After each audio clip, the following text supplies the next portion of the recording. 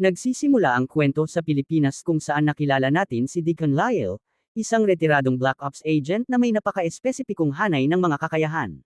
Si Deacon ay isang lalaking namuhay sa anino sa halos buong buhay niya, ngunit dumating siya sa lungsod dahil sa isang napaka-personal na misyon. Matapos mag-check-in sa kanyang hotel, hindi niya napansin ang aninong sumusunod sa kanya. Kinabukasan ng umaga, biglang nagbago ang lahat.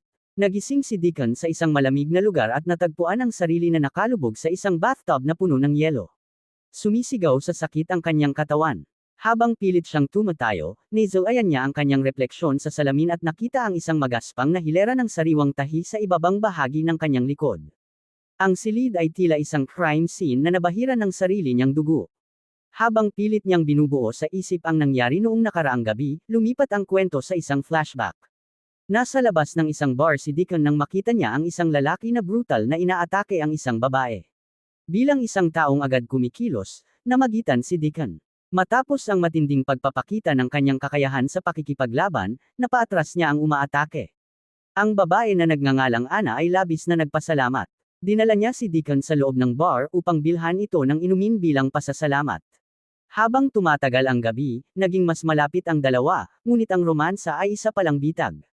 Inabot ni Ana sa kanya ang isang inumin na may halong malakas na sedative.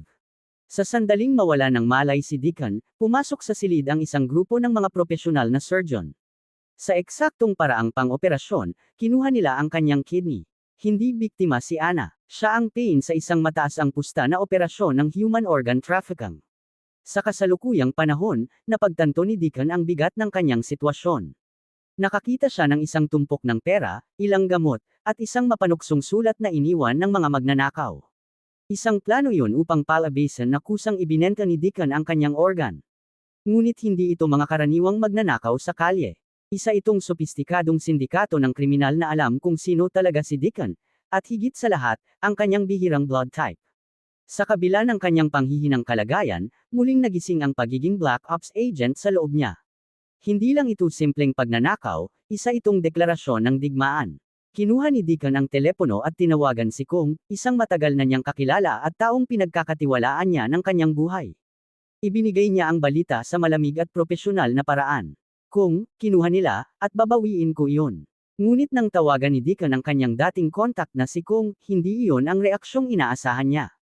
Hindi makapaniwala si Kung. Isa ka sa pinakanakamamatay na Black Ops agent sa planeta, sabi niya.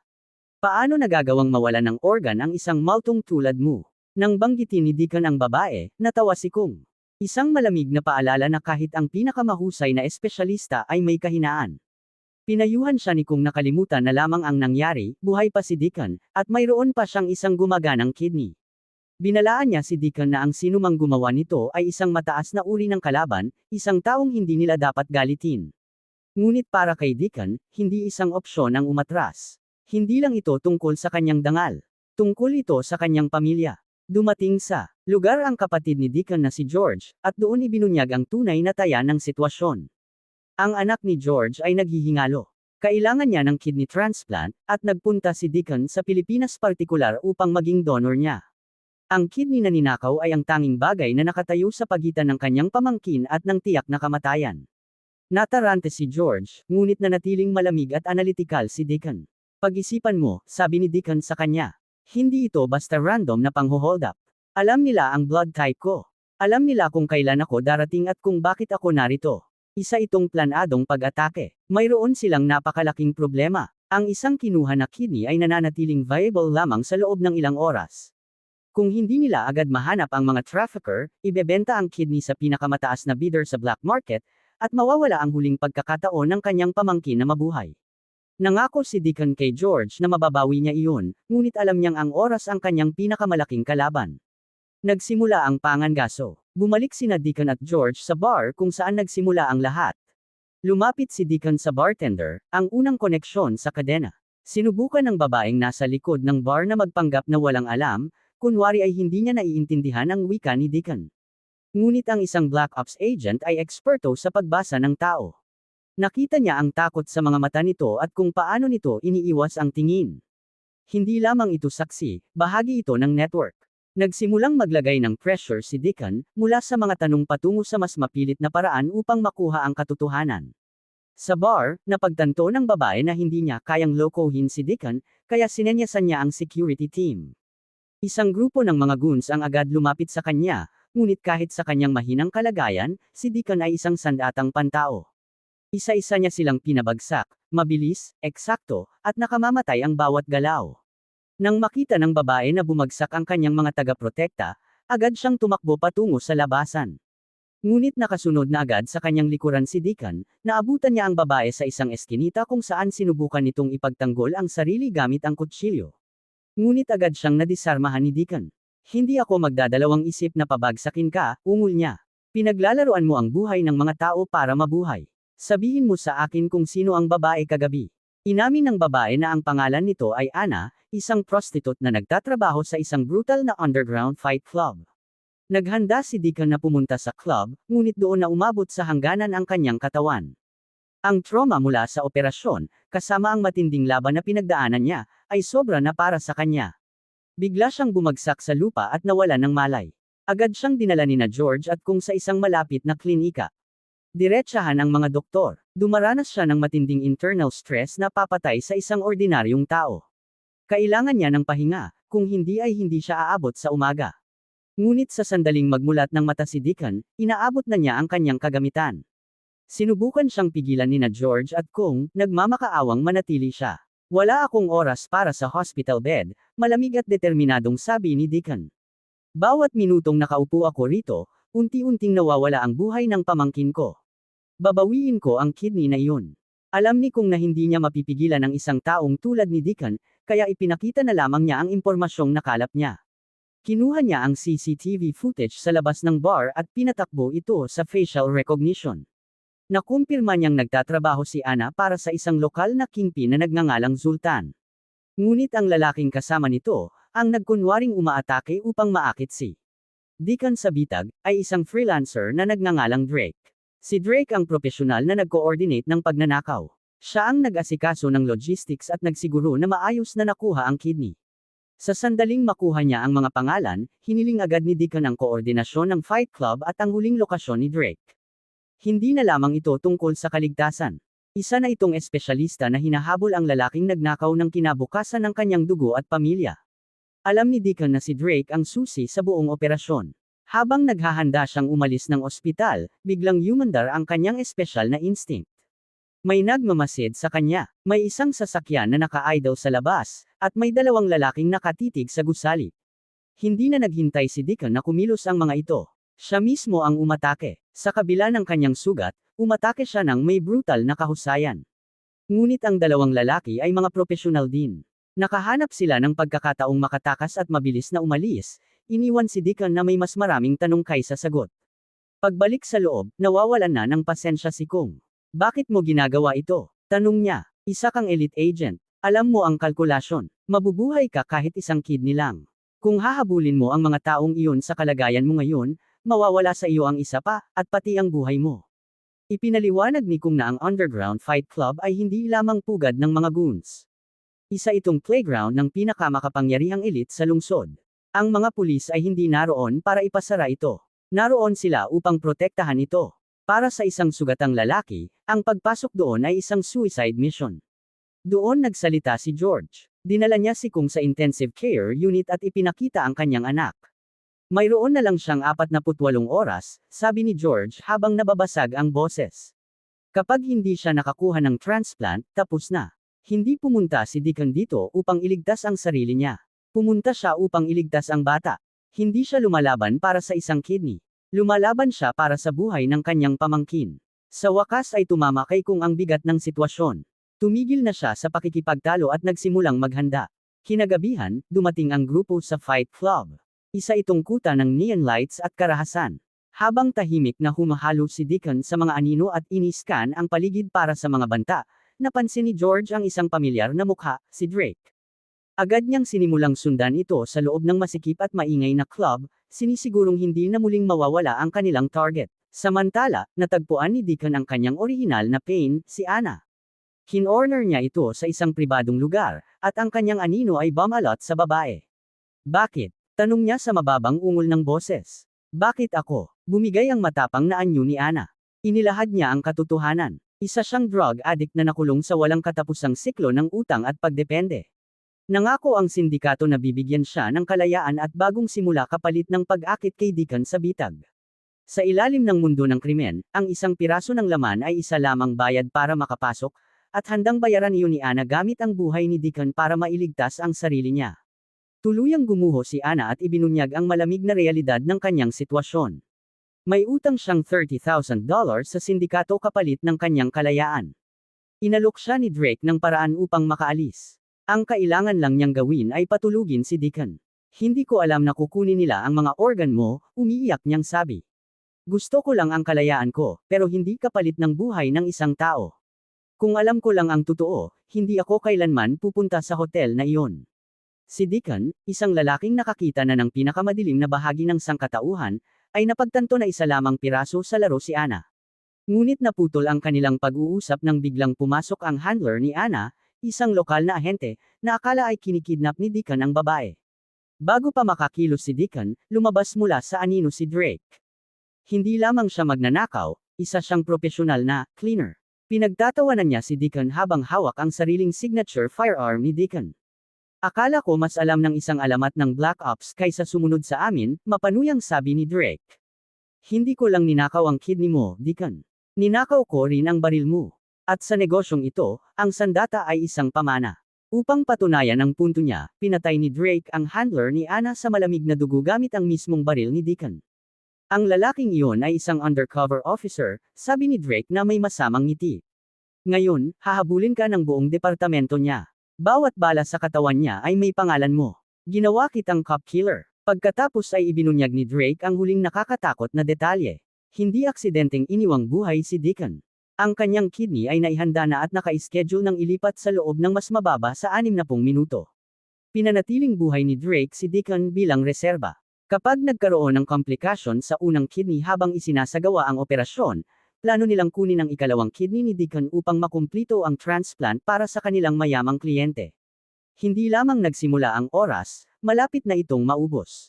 May eksaktong 1 oras si Deacon upang mahanap ang surgical suite, pigilan ang transplant, at mabawi ang laman na para sa kanyang pamangkin. Kapag nabigo siya, hindi lamang ang pamangkin niya ang mawawala, pati ang sarili niyang buhay at dangal. Si Drake ay naglalaro ng isang sadistikong laro ng paghihintay. Nakaupo lamang siya roon na may malamig na ngiti, naghihintay na tumunog ang kanyang telepono para sa balita mula sa surgical suite.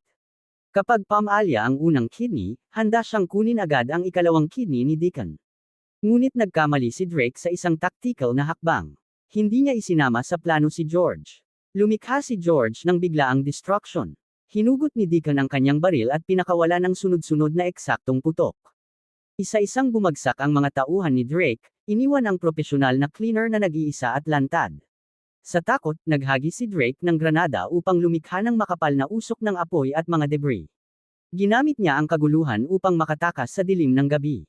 Wala ng oras si Deacon upang mag-atubili.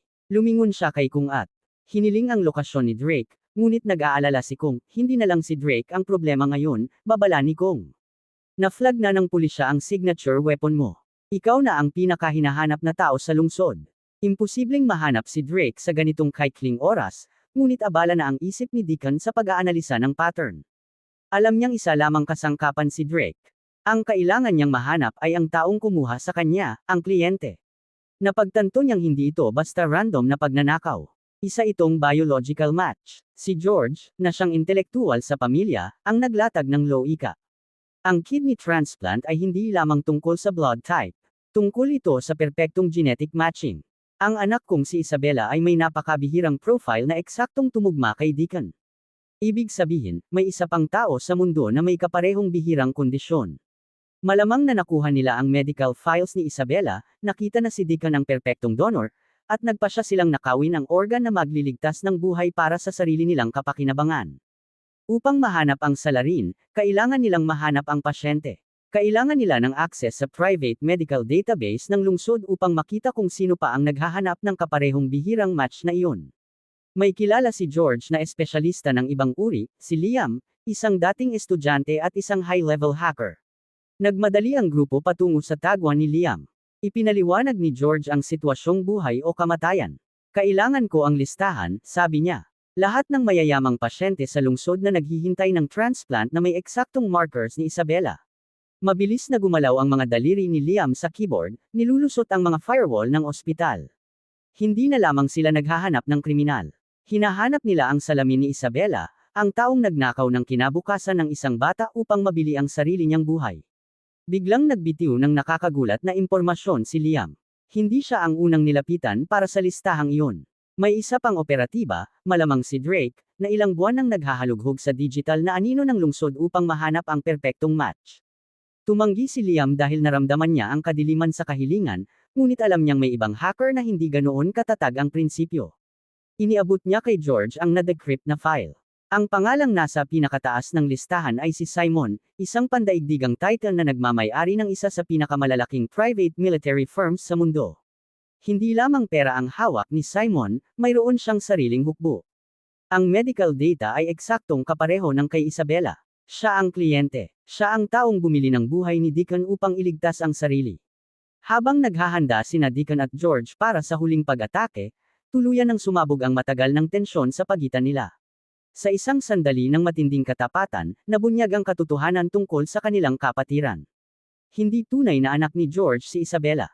Maraming taon na ang nakalipas, habang si Deacon ay isang deep cover operative, nagkaroon siya ng lihim na relasyon sa babaeng kalaunan ay pinakasalan ni George. Si Deacon ang tunay na ama ni Isabela. Ito ang dahilan kung bakit 100% genetic match ang kidney. Ang lihim na ito ang naging lason sa kanilang relasyon, ang dahilan kung bakit nagkalayo ang dalawang magkapatid sa loob ng maraming taon.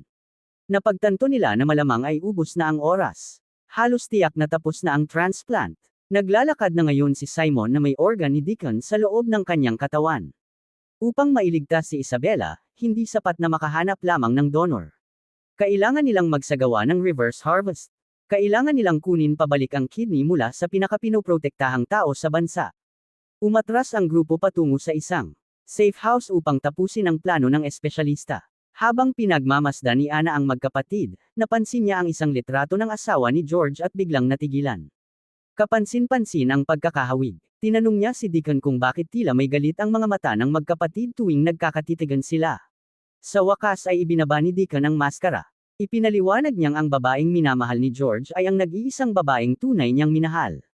Palagi akong nasa misyon, sabi ni Deacon na may bigat sa boses. Isa akong multo. Iniwan ko siya upang protektahan siya, ngunit hindi ako tumigil na maging anino niya. Ngayon, nagbago na ang misyon. Hindi na lamang ito tungkol sa isang piraso ng laman.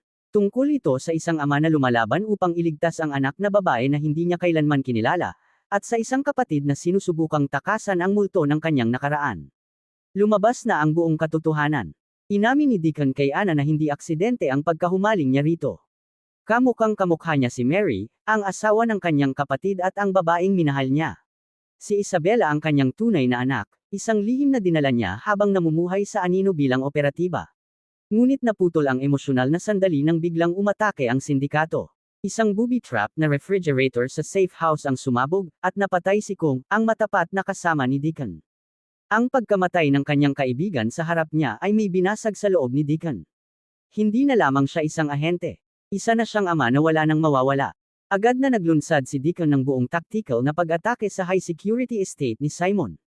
Pinutol niya muna ang kuryente, ginagamit ang dilim bilang kanyang pinakamalakas na sandata. Suot ang bodycam upang mabantayan ni George mula sa tactical van ang paligid. Gumalaw si Deacon sa loob ng mansyon na parang isang aninong tagapaghukom, tahimik na pinapabagsak ang pribadong hukbo ni Simon.